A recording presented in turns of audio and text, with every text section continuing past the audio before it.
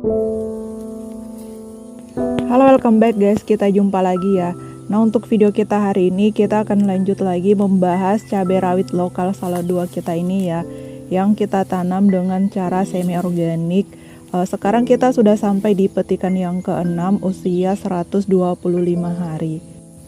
Jadi guys, dari awal kita sudah pernah jelaskan ya kalau cabai kami yang di sini itu sebenarnya itu jumlahnya sekitar 750 pohon.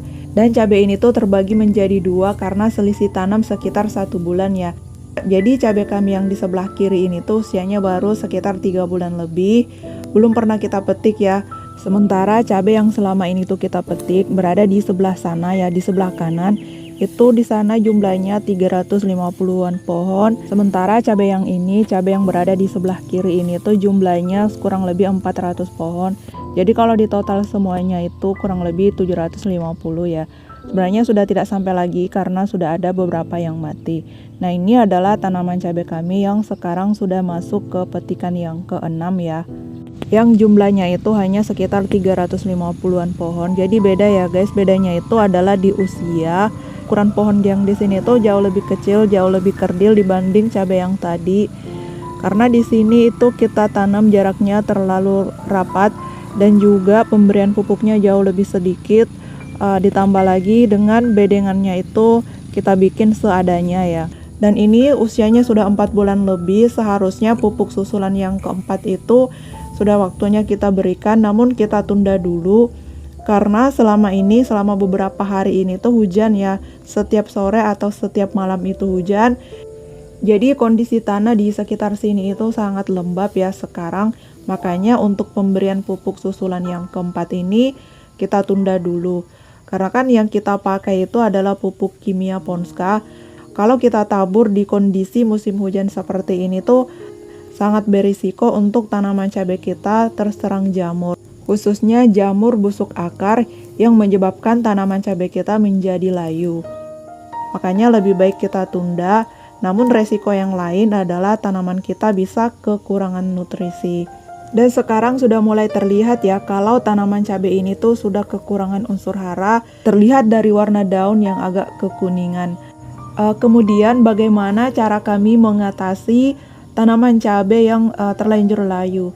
Jadi kalau ada tanaman cabai kami yang layu itu kita biarkan ya, kita tidak cabut karena di bagian akar itu, di bagian akar tanaman yang sudah layu itu sudah terinfeksi dengan bakteri atau jamur patogen. Jadi kalau kita cabut tanah yang ada di sekitar akar yang sudah terinfeksi dengan jamur, itu bisa menyebar kemana-mana sehingga bibit-bibit penyakitnya juga ikut menular kemana-mana. Jadi kalau ada tanaman yang layu seperti ini itu kami biarkan ya. Dan jangan lupa dikocor dengan fungisida. Fungisida yang kita kocor itu bisa merek apa saja dan itu bisa dikocor setiap 2 hari sekali ke akar tanaman yang sudah layu. Cara ini setidaknya bisa mengurangi penularan penyakit busuk akar.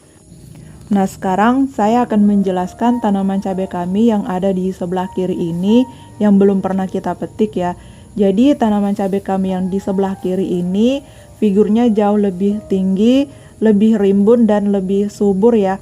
Padahal bibitnya itu sama, pola perawatannya juga sama, tapi kenapa tanaman cabai kami di sini itu pertumbuhannya jauh lebih bagus, hasil panennya juga 2 kali lebih banyak ya di sini.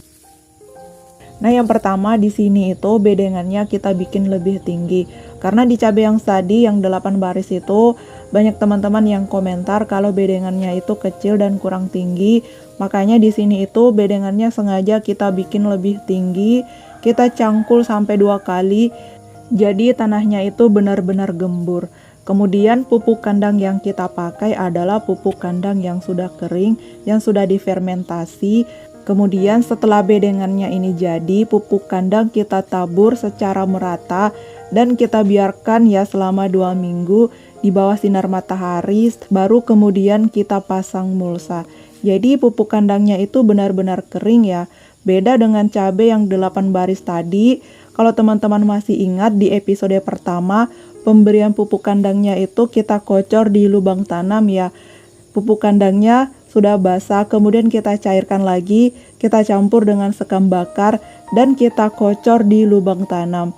Dan menurut kami cara ini tuh sangat fatal guys, karena di tanaman cabai kami yang tadi yang 8 baris itu sudah ada beberapa tanaman yang layu ya. Dan menurut kami kemungkinan besar penyebab layunya itu karena kami salah menggunakan pupuk kandang. Seharusnya pupuk kandang itu jangan ditabur di lubang tanam atau jangan dikocor, atau jangan menggunakan pupuk kandang yang sudah basah. Nah, jadi tips dari kami untuk teman-teman yang baru belajar menanam cabai rawit, jika ingin menggunakan pupuk kandang, gunakanlah pupuk kandang yang sudah terfermentasi dengan baik. Kalau perlu, pupuk kandangnya itu dijemur dulu sebelum diaplikasikan ke bedengan. Dan menurut kami, kunci untuk mendapatkan tanaman cabai yang sehat, bebas penyakit itu dari proses olah lahan. Jadi untuk teman-teman yang ingin menanam cabai atau yang akan menanam cabai, usahakan proses olah lahannya itu dibikin benar-benar sempurna ya. Setidaknya tanahnya atau bedengannya itu dibikin gembur dulu, baru kemudian dipasang dengan mulsa. Karena kita sudah menanam cabai sebanyak 3 kali dan kita juga sudah coba beberapa cara ya. Cara yang paling bagus itu adalah tanahnya itu memang harus diolah benar-benar bagus. Tanahnya memang harus dibikin gembur terlebih dahulu.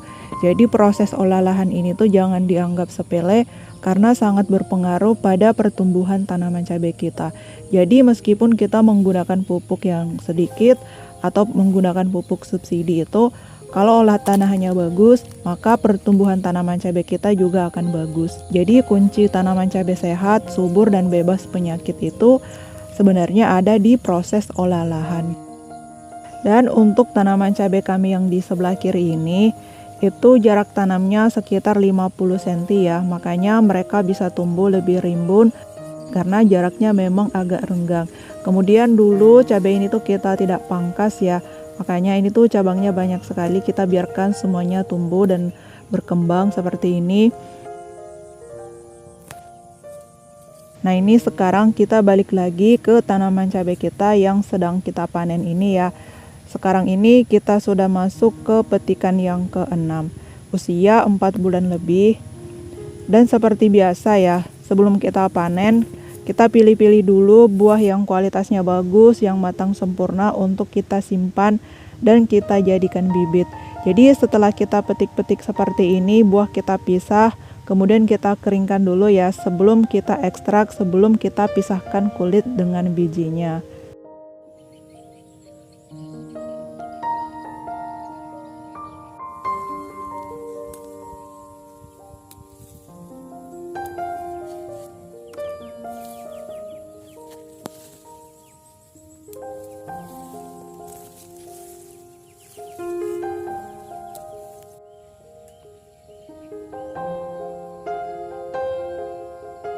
Nah, ini kita sudah hampir selesai untuk petikan ke-6 hari ini.